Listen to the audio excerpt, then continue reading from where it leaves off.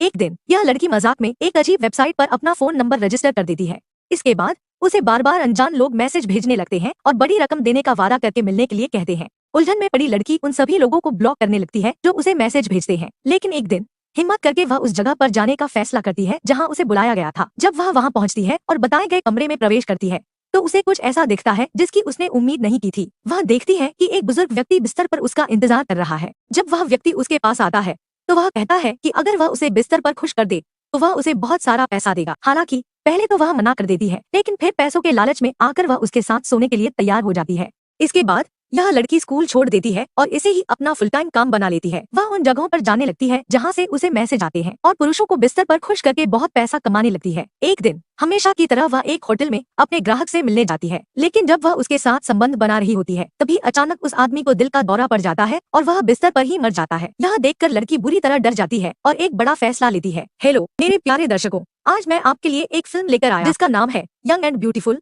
जो 2013 में रिलीज हुई थी। अगर आपको यह फिल्म पसंद आए तो कृपया वीडियो को लाइक करना न भूलें। फिल्म की शुरुआत आंगन में होती है। परिवार को नाश्ता करते हुए देखा जाता है। नाश्ते के बाद परिवार की माँ इसाबेल, जो कि सबसे बड़ी संतान है, से बातचीत कर रही होती है। इसाबेल की माँ के अनुसार उसकी एक परिचित जर्मनी में पैदा हुई थी। उसने इसाबेल को प्रोत्साहित किया कि वह अपने दोस्त फेलिक्स को डिनर पर बुलाए, क्योंकि उसे लगता था कि फेलिक्स अच्छा दिखता है। अपनी माँ के अनुरोध पर इसाबेल का छोटा भाई दिन भर खाली रहता था। वह हवेली में घूमता रहता, हर कमरे में झांक कर देखता कि परिवार के अन्य सदस्य क्या कर रहे हैं। और जब उसने अपनी बहन इसाबेल के कमरे के दरवाजे से झांका तो इसाबेल के छोटे भाई ने उसे बिस्तर पर तकिए का उपयोग करके 61-62 करते हुए देखा। बाद में इसाबेल के 17वें जन्मदिन के उपलक्ष्य में उसके परिवार ने शाम को एक सरप्राइज पार्टी का आयोजन किया, क्योंकि अपने परिवार से सरप्राइज पाकर इसाबेल भावुक हो गई। जैसे ही छुट्टियां खत्म होने को आई, इसाबेल विला से बाहर निकलने के लिए तैयार हुई। यात्रा के दौरान इसाबेल पूरे समय चुपचाप रही। पतझड़ का मौसम आ चुका था। इसाबेल को बहुत ही सुंदर कपड़े पहने हुए देखा गया जब वह एक इमारत की ओर बढ़ रही थी। इसाबेल होटल के कमरे नंबर 6095 में पहुंची। उसने दरवाजा खटखटाया और अंदर से किसी ने उसे आने के लिए कहा। अंदर प्रवेश करने के बाद इसाबेल एक बुजुर्ग व्यक्ति को देखकर चौंक गई। बुजुर्ग व्यक्ति ने इसाबेल का स्वागत किया और उसे ली कहकर पुकारा। जब वह उसकी उम्र के बारे में सोच रहा था, वह सिर्फ सदमे और उलझन में चुप थी। वह वृद्ध व्यक्ति इसाबेल का एक ग्राहक था जिसने ऑनलाइन ऑर्डर दिया था। यह पता चला कि वह वृद्ध व्यक्ति इसाबेल के ग्राहकों में से एक था। इसाबेल खुद को ली नाम से एक किराए की महिला या वेश्या के रूप में प्रस्तुत करती थी। वृद्ध व्यक्ति ने इसाबेल से पूछा कि क्या वह कुछ पीना चाहती है। इसाबेल ने सिर्फ एक गिलास पानी मांगा और बाकी सब कुछ मना कर दिया। वृद्ध व्यक्ति ने उसे पानी का गिलास दिया और फिर उसके बगल में बैठते हुए कहा कि वह और भी सुंदर लग रही है। फिर तस्वीर में वृद्ध व्यक्ति इसाबेल के पास आया, उसके बारे में पूछा और मोहक अंदाज में बात करने लगा। तुरंत ही उसने इसाबेल को रिझा लिया। अंततः वे एक बिस्तर साझा करते हैं। जैसे ही उनका काम खत्म हुआ, इसाबेल होटल से बाहर निकल गई। वृद्ध व्यक्ति ने इसाबेल को कुछ पैसे दिए और पूछा कि क्या वे फिर से मिल सकते हैं। इसाबेल ने जवाब दिया कि बूढ़े आदमी के पास पहले से ही उसका फोन नंबर है और वह बाद में उससे बात करने में खुशी महसूस करेगी। जब इसाबेल अपने घर पहुंची तो उसने देखा कि उसका भाई विक्टर केवल पढ़ाई कर रहा था। अपने कमरे में जाकर इसाबेल ने तुरंत वह पैसे अपनी अलमारी में रख दिए जो उसे ग्राहक से मिले थे। शाम को जब वह अपनी वेबसाइट खोलकर ऑर्डर लेने वाली थी, तभी विक्टर अचानक उसके कमरे में आ गया। इसाबेल ने तुरंत अपना लैपटॉप बंद कर दिया और विक्टर को कमरे से बाहर निकाल दिया। जाहिर तौर पर इसाबेल अपने परिवार से अपना काम छुपाकर रखती थी। अगले दिन कक्षा के बाद इसाबेल को फिर से एक कॉल आया। इस बार उसका ग्राहक 300 यूरो देने की पेशकश करता है और वे अगले दिन शाम 5 बजे मिलने के लिए सहमत हो जाते हैं। इसाबेल की दोस्त दोपहर के भोजन के लिए उसे आमंत्रित करने आई। उसकी दोस्त ने पूछा कि क्या इसाबेल ने अपने प्रेमी को फोन किया था, क्योंकि उसने इसाबेल के चेहरे को एक SMS भेजने के बाद चमकते हुए देखा था। इसाबेल ने तुरंत हाँ कह दिया, क्योंकि वह स्वीकार नहीं कर सकती थी कि उसने अपने ग्राहक के संदेश का जवाब दिया था। इसाबेल अगले दिन अपने ग्राहक से मिलने की तैयारी करने लगी। उसके भाई और माता पिता रात के खाने के लिए एक साथ बैठे थे जब उसने उन्हें अलविदा कहा। इसके बाद इसाबेल की मां ने पूछा कि वह कब लौटेगी। इसाबेल ने जवाब दिया कि वह उसी शाम घर लौट आएगी।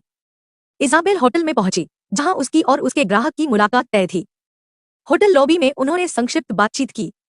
बातचीत के बाद वे सीधे उस कमरे में चले गए जिसे ग्राहक ने बुक किया था। किसी भी हाल में उन्होंने अपनी आनंददायक गतिविधियां शुरू की। पिछले ग्राहक के विपरीत इस ग्राहक ने इसाबेल से खुद ही गणना पूरी करने के लिए कहा और वह केवल देखता रहा। गतिविधियां समाप्त होने के बाद इसाबेल ने ग्राहक से उसकी फीस भी मांगी।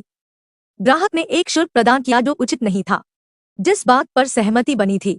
उसके विपरीत इसाबेल की आपत्तियों के बावजूद ग्राहक ने उसे धमकी दी कि यदि उसने उसकी मांगे नहीं मानी तो वह उसके माता पिता को बता देगा कि वह एक कॉल गर्ल है। होटल से निकलते समय इसाबेल बेहद गुस्से में थी। ट्रेन में यात्रा के दौरान इसाबेल को एक और कॉल आई। इस बार ग्राहक ने 500 यूरो की पेशकश की, जिसे इसाबेल ने तुरंत स्वीकार कर लिया। लेकिन इस बार वे किसी होटल में नहीं मिले, बल्कि ग्राहक की कार में ही उनकी मुलाकात हुई और वहीं उन्होंने अपनी खुशी के पल बिताए। पिछली घटना से सीख लेते हुए जब उसे तय की गई राशि से कम भुगतान किया गया था, इसाबेल ने तुरंत पहले ही भुगतान की मांग की। ग्राहक सहमत हुआ और उसे 500 यूरो दे दिए, लेकिन इसमें एक शर्त थी। शुरुआत में इसाबेल इस शर्त को मानने के लिए अनिच्छुक थी, लेकिन ग्राहक ने उल्लेख किया था कि वह शादीशुदा था। इसाबेल ने अंततः हार मान ली और वे ऑटोमोबाइल में अपनी आनंददायक गतिविधियां शुरू कर दी। कुछ समय बाद जल्द ही इसाबेल को अपने पूर्व ग्राहक से एक संदेश मिला। जब वे पहली बार बुधवार को मिले थे तो बूढ़े व्यक्ति ने इसाबेल से उसी होटल में आने का अनुरोध किया और इसाबेल ने तुरंत सहमति दे दी। इसाबेल निर्धारित समय पर अपने ग्राहक से मिलने के लिए बुधवार को वापस गई। अंत में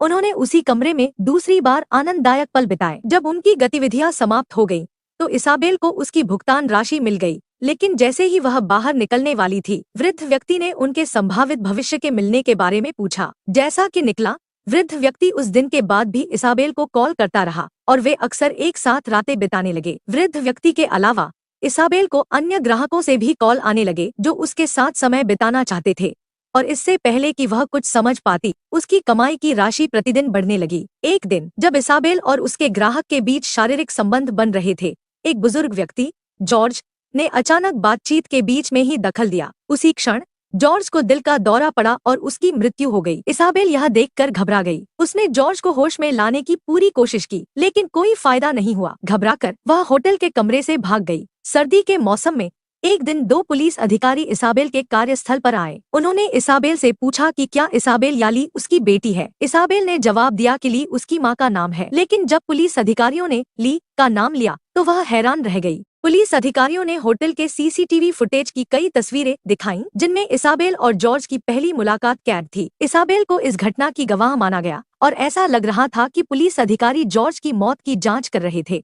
इसाबेल की मां ने इसे खारिज कर दिया, लेकिन 2 पुलिस अधिकारियों ने उसे पुष्टि की कि इसाबेल पूरे समय ली उपनाम से एक कॉल गर्ल के रूप में दोहरी जिंदगी जी रही थी। इसाबेल की मां यह जानकारी जानकर स्तब्ध रह गई। इसाबेल के गुप्त जीवन के बारे में अधिक जानने के लिए उन्होंने उसके कमरे की भी तलाशी ली। जब इसाबेल घर लौटी तो उसकी मां ने तुरंत उससे सवाल किया। उसकी मां के अनुसार इसाबेल उससे बहुत समय से कुछ छिपा रही थी। इसाबेल ने यह सुनकर बचने की कोशिश की, लेकिन उसकी मां ने तुरंत उसे रोक लिया। गुस्से में अपना आपा खोते हुए इसाबेल की मां ने अपनी भावनाएं व्यक्त करने के लिए उसे थप्पड़ मार दिया। लेकिन जैसे ही उन्हें अपनी गलती का एहसास हुआ, उन्होंने इसाबेल से माफी मांगी और उससे नरमी से बात करने की कोशिश की।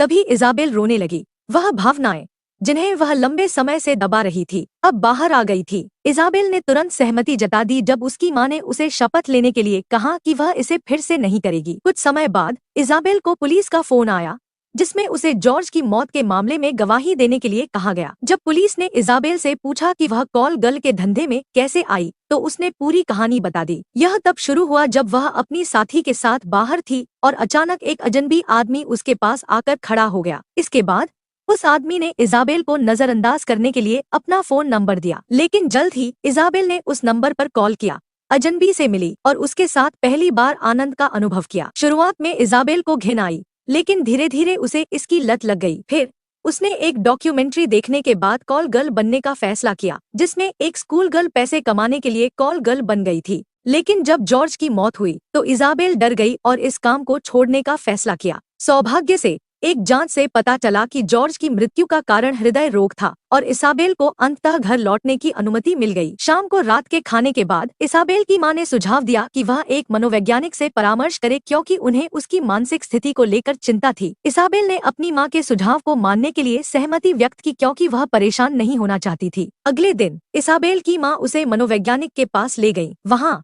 उन्होंने इसाबेल की स्थिति पर चर्चा की और मनोवैज्ञानिक ने उसे भविष्य में खुद को खतरे में डालने वाले कार्यों से बचने की सलाह दी। लंबी कहानी को संक्षेप में कहें तो जब इसाबेल घर लौटी तो उसकी बीमारी फिर से उभर आई और उसने अपने सौतेले पिता के साथ फ्लर्ट करने की हिम्मत जुटाई। सौभाग्य से उसकी मां तुरंत वहां पहुंच गई और इसाबेल को उसके कमरे में ले गई। फिर जब इसाबेल एक मानसिक उपचार प्रक्रिया से गुजर रही थी तो उसकी मां ने अपनी बेटी की स्थिति को समझने का प्रयास किया। इसके बावजूद इसाबेल अपनी बेटी के आघात को दूर करने में सक्षम रही। बातचीत करना अब भी मुश्किल बना रहा। जब इसाबेल एक हफ्ते बाद फिर से अपनी मनोवैज्ञानिक से मिली तो उसने बताया कि उसे ऐसा लग रहा था जैसे उसकी जिंदगी से कुछ गायब हो गया हो और उसने वे भयानक काम करना बंद कर दिया था। वह ज्यादातर समय अंदर से खाली महसूस करती थी और कभी कभी खुद को नियंत्रित करने में कठिनाई होती थी, जैसे जब उसने अपने सौतेले पिता को बहकाया था। मनोवैज्ञानिक ने इसाबेल को प्रोत्साहन भरी बातें कही और उसे फिर से उस अंधेरे रास्ते पर न जाने की सलाह दी। कुछ समय बीत जाने के बाद इसाबेल ने आखिरकार जोखिम उठाकर सिम कार्ड का उपयोग किया। उसे अजीब तरह की खुशी महसूस हुई क्योंकि उसे समझ नहीं आ रहा था कि और क्या किया जाए। जैसे ही उसने सिम कार्ड डाला उसके फोन पर बहुत सारे संदेश आने लगे। उसने उनमें से एक का जवाब दिया और जल्दी से उस होटल के लिए निकल पड़ी जहां वह आमतौर पर तब जाती थी जब जॉर्ज उसे बुलाता था। होटल की लॉबी में एक महिला उसके पास आई जिसने खुद को दिवंगत जॉर्ज की पत्नी बताया। यह वही कमरा था जिसे उसने अपने पति और इसाबेल के लिए बुक किया था। इसाबेल ने उस महिला को सब कुछ बता दिया, जिस पल से वह जॉर्ज से मिली थी तब से लेकर उसके मरने के दिन तक। और इसाबेल अचानक झपकी ले ली। जब इसाबेल जागी तो उसने देखा कि कमरे में कोई नहीं था। इसाबेल मुस्कुराई, यह महसूस करते हुए कि उसकी मानसिक स्थिति अब बेहतर होने लगी है। यहीं पर कहानी खत्म होती है। फिल्म यहीं समाप्त होती है।